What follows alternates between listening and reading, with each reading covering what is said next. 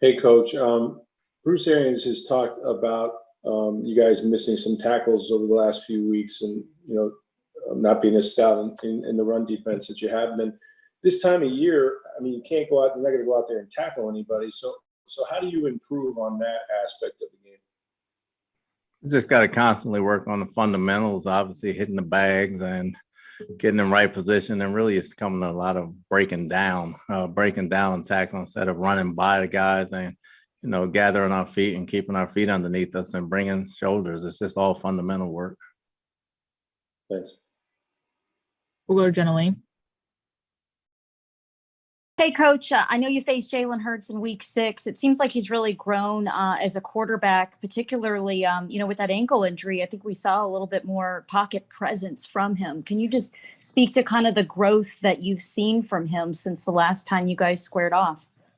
Well, it's not just him. I think it's the whole offense in whole. They're a completely different team than what we've seen in week 6. And he's got great pocket presence. He runs like a halfback, but he can throw the ball very well. And I think as a group, they've gotten together. I think Shane and Nick have done a great job of expanding the offense and running the football as far as getting that done and getting deep ball plays as well. So they do a heck of a job with their scheme, and they kind of been beating everybody up. But Jalen kind of drives the offense. You can see the maturity. You can see the control of the offense, and I think he's done a hell of a job. It seems like they've made a much greater commitment to running the ball. I know that's kind of a hard thing to do against you guys, but in games since then, it seems like they're running a lot more. I'm not sure if that's the change you're referring to, but what other changes or what all changes have you noticed from their offense from then and now? Just formationally and schematically, they've done quite a few things a little different than last week played them. It's been a long time. It's like a tale of two seasons. We're different and they're different, so it'd be like playing each other for the first time since a lot of things are different on both ends. Thanks, Coach. We'll go to Greg Allman.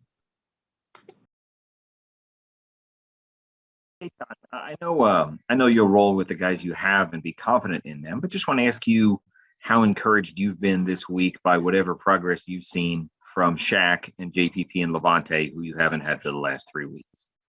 Well, just to see him out running around there is encouraging in itself. I think the week still has to go on and go forward and see more things so I can be a little more confident. But the fact that they're out there, does bring a smile on my face. Thanks, Todd. Yeah. We'll go to Joey Knight. Coach, the last 2 games, the other team has come out and marched down the field on you pretty good right at the outset. In practice or just in the meeting room, what are you guys doing? How can you all just avoid, letting the opponent jump out on you like that? Well, it's all execution. We do good on first, second down, and we'll jump off sides or we'll mess something up on third down or one of the other downs. It's all execution. It has nothing to do with how much energy or anything we have. It's just executing and getting off the field, and we got to get off the field, and we got to make sure we stay focused on that. Thanks, Tom. Rob Maddie.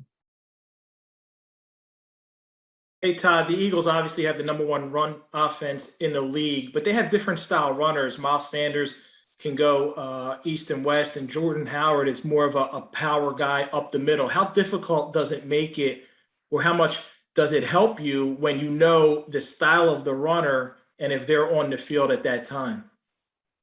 I still think it's difficult because it's not only the running backs that run the ball, the quarterback runs the ball too. The receivers get it on jet sweeps and tosses and run the ball to add to the total. So it's not just those guys running the ball in the different styles. I think they have about 6 guys that can do different things, and they all got speed. So that makes it very difficult. Ira Kaufman. Hey, Todd. How you doing, Ira?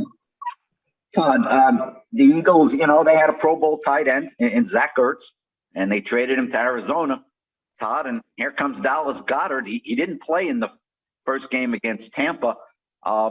What's special about this guy in terms of him finding open spots as a receiver?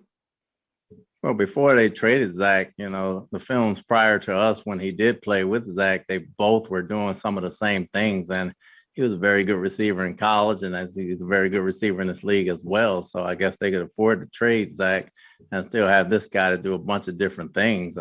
He's a quasi wide receiver, but he can block as well. So he has a knack for getting open. He understands where the holes are. He can set smaller guys up and push them and get away from them. And he can do a lot of things like that. And he's a quarterback's best friend. So I have a lot of respect for this guy. He does a lot of things for him, and he's a jack of all trades. And Todd, he averages 15 yards a catch. That's a big number for a tight end. That's a heck of a big number for a tight end. So we got our work cut out for us. Thanks, Todd. Yeah. We'll go to JC Allen. Hey, Coach, you guys have yet to play a game with your secondary fully healthy for the complete game. You're going up against a guy like Lavonte Smith, Jalen Reagor, and Quez Watkins. What kind of matchup problems do they present your corners and safeties? Well, they have a lot of speed, number one, but their route runners, number two. You know, they can get down and dirty inside and blocking. They can run routes and they can go deep, and all of them catch screen passes. So it's going to be a challenge for us. We'll go to John Romano. If any media have questions, please raise your hand. Hey, Todd, how much of what Jalen Hurts has done in the second half of the season is within the confines of the game plan, and how much of it is improvisation on his part? I think most of it's in the confines of the game plan of what they're trying to do. And I think if he gets pressured, he has the awareness and wherewithal to escape and do the things he needs to do to make the downs go forward. So I think most of it is all within the game plan, but he has an extra element to him if he needs it, and he pulls it out at the right time. All right, that's all we have. Thanks for joining us, Coach. Thanks.